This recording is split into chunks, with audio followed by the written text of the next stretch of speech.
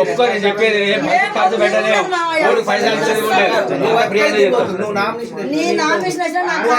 చెప్పేదా ఓట్లకు పైసలు కూడా అవసరం లేదు. ఎందుకు బదిలాడతానో అర్థం చేసుకో.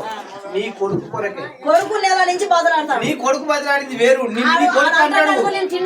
నువ్వు తినకున్నా తిన్నా ఇప్పుడైతే నువ్వు చేతులు పట్టుకున్నా ఎక్కువ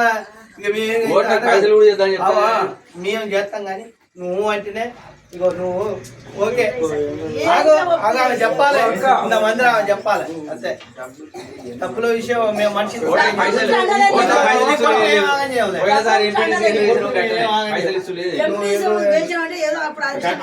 అన్ని గట్టిగా ఉంటాయి. ఇప్పుడు కూడా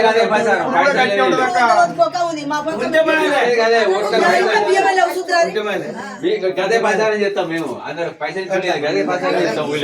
మరి మీకేం లేకపోతే మేము ఉన్నామమ్మా.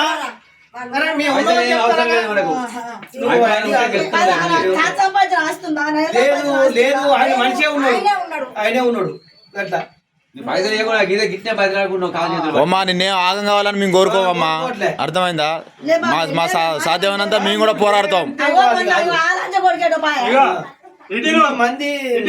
నా మనం అందుకో ఇల్లు ఇట్లా కాలు పట్టుకుని వేయించుకుంటాం.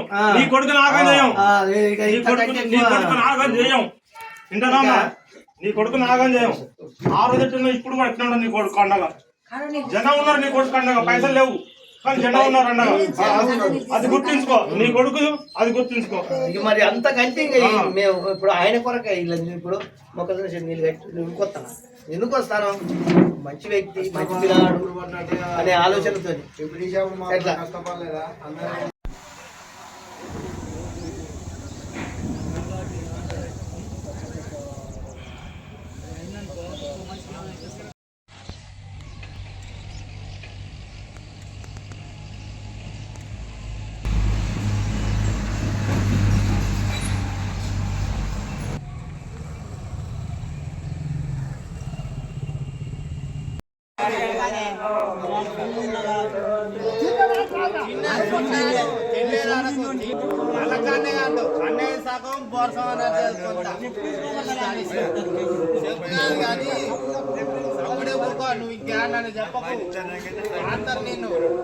చెప్పకు.